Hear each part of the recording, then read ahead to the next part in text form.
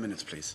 Thanks, I'd like to thank the Minister, Deputy Short, and the other deputies for their contributions here this morning, and I certainly hope that the approach advocated in the bill is something that we will move forward with. It is disappointing. Obviously, the government isn't accepting the legislation because I think an approach along these lines is desperately needed. In essence, the High Pay and Wealth Commission bill, it's about transparency and full information on high pay and levels of net wealth. During the 27th Dáil, the first Dáil of which I was a member, the then Labour Party leader Dick Spring, he often spoke to the Parliamentary Labour Party about the tough budgetary choices Ireland still faced because of the limited scope for taxation of the relatively low levels of higher income and wealth in Ireland, as indicated to him and the government by reports from the Revenue Commissioner. I felt instinctively at that stage, at that time, that, however, the party leader Dick Spring was misinformed. It was, after all, in the period between two extraordinary tax amnesties and before the astonishing revelations of the Dirt, Ansbacher, Flood, Mahon and Moriarty inquiries and scandals.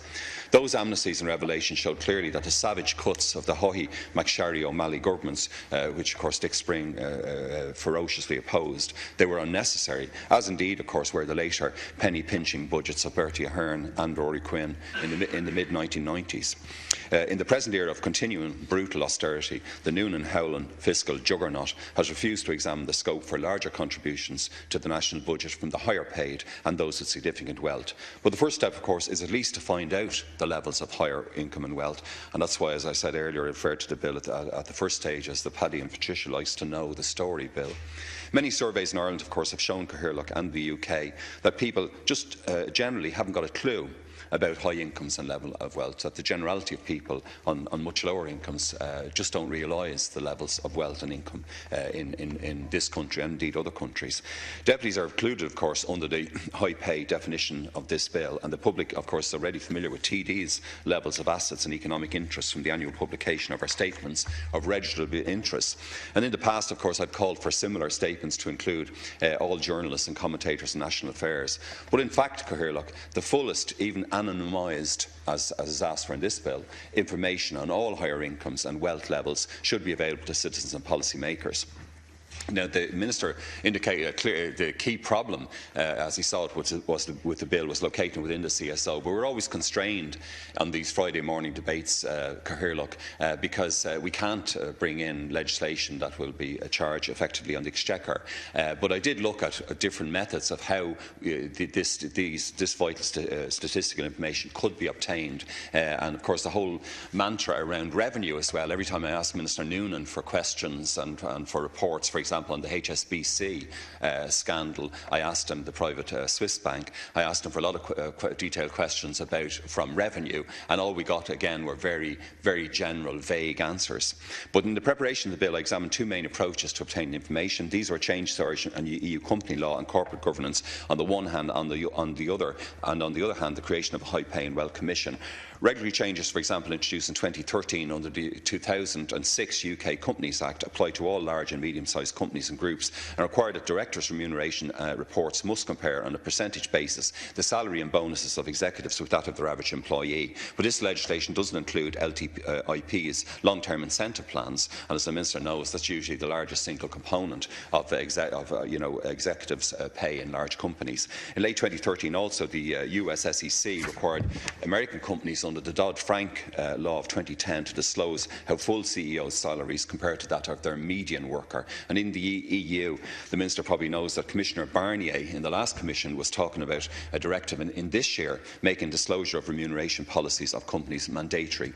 The broad second approach, and the one I followed in the bill, is to establish a high pay and wealth advisory body on a permanent basis. In the UK, such a body, the High Pay Commission, was established by Compass with the support of the Joseph Rowntree Trust, and it showed clear evidence of runaway executive salaries over the past 30 years.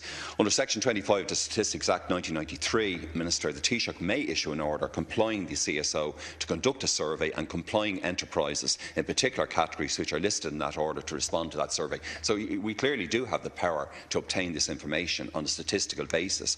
Under the amended Section 10 of the Statistics Act 1993, in this bill, the High Pay and Wealth Commission is placed therefore within the CSO, and the Commission and CSO would also have access to data on executive level pay in reports of listed companies, in surveys from private consultancies like Mercer and IBEC, and indeed from the Revenue Commissioners, which could be used anonymously for the purpose of the Commission. In my first speech, I referred to the task report Cherishing All Equally, Economic Inequality in Ireland, and to its central crucial insights into the level of income and wealth inequality in this country. And the publication of the CSO's first Household Finance and Consumption Survey on January 29th last also adds significantly to our knowledge of Irish income and wealth. That survey, as I mentioned in the first speech, was based on 5,419 relevant respondent households out of 10,522 surveyed, and showed that 71% of all households which replied owned their own residence, 10.8% owned land, 13.8% owned property. But households in the bottom two deciles of income distribution have 11.4% of net wealth compared to nearly 40% for the top two deciles. 56.8% of the households which replied have some form of debt, which was the fifth highest in the Eurozone, with a median value of debt of 63,000 for indebted households. Now, while this survey, Cathaoirleach, is a snapshot of households in one period of time, it again highlights the inequalities of Irish wealth distribution. The role for the Commission, as proposed in the bill, would have had a much broader reach, effectively detailing the income and wealth of every adult person. The reaction of many media commentators, of course, is to question or try to rubbish the implications of the information provided by research bodies such as TASC, NERI and CSO. Chris Johns, for example, asserts that the inequality debate, and I quote, is one of the worst instances of statistical abuse since Pythagoras, end quote. And he identifies, again, quote, a thinly hidden agenda to target the richest 1%. Dan O'Brien, in his typical manner, declares that, and I quote, claims of Ireland being very unequal are utter bunkum. My former colleague, Deputy Joanna Tuffy, also took a rather complacent view of the levels of inequality in Ireland and the devastating impacts of her government's austerity policies in a February Irish Times article. We know, of course, from the brilliant study of the Irish newspapers and broadcast media by Julian Merciel, entitled The Political Economy and Media Coverage of the European Economic Crisis, the Case of Ireland, which the Cathaoirleach might be familiar with, how profoundly journalists of the right-wing dominated newspapers and media ignored and greatly benefited from the massive property bubble from 2000 to 2007. Indeed, Julian Merciel was in this House just a few days ago, and those media outlets strongly backed the blanket guarantee and the horrendous austerity policies which still accompany it. The same newspapers and journalists rarely, if ever, mention a huge information deficit in relation to high income and wealth.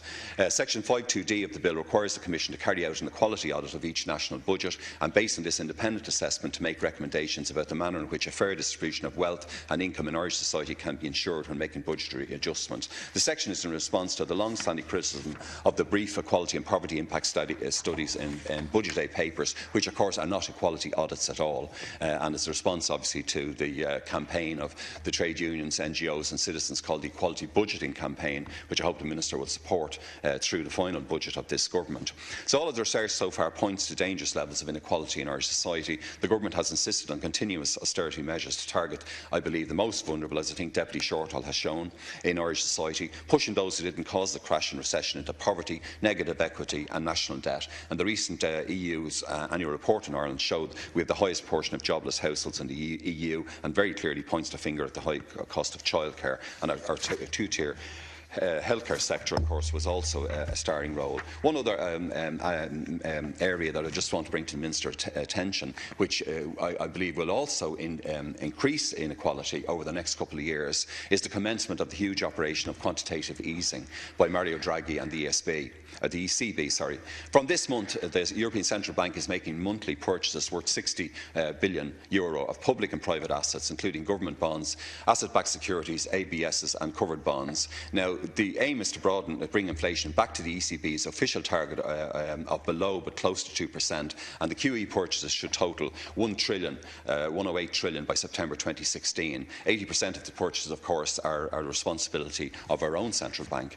It's feared, however, that most new money will be tied up in the Eurozone's banking, financial and corporate sectors rather than trickling down. So, Minister, this is something that's happening on your watch, that the impact of quantitative easing may well make that inequality worse. course, because the money is going to stay with those bankers, with our bonuses.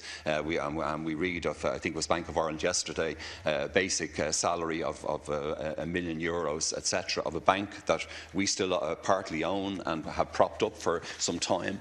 So there's been no debate, and your Minister for Finance, Minister Noonan, is not interested in talking to me about quantitative easing and the impacts it may have on inequality. Public policy Minister Oireachtas should at all costs seek to avoid this dangerous growth of inequality and the other economic conditions promoting inequality. So as a further major tool, I believe, to this outcome, I again commend the High Pay and Wealth Commission bill to the House. And finally, Cathaoirleach, I'd like to thank firstly the Library and Research Service of the House of the Oireachtas, and in particular Dr Catherine Lynch, for her outstanding assistance in the preparation of this bill in late 2013, early 2014. Solicitor Dr Broughan Hunt also did excellent work in drafting the bill for the Library and Research Services. And finally, I'd like to thank my former Parliamentary Assistant, Ms Aisling Dillon, my current Parliamentary Assistant, Ms Bernadette Grogan, who also did a terrific job in preparing and presenting this High Pay and Wealth Commission bill for the Oireachtas. Thanks, Cathaoirleach. Thank you very much, Deputy. That brings now to a conclusion that particular debate.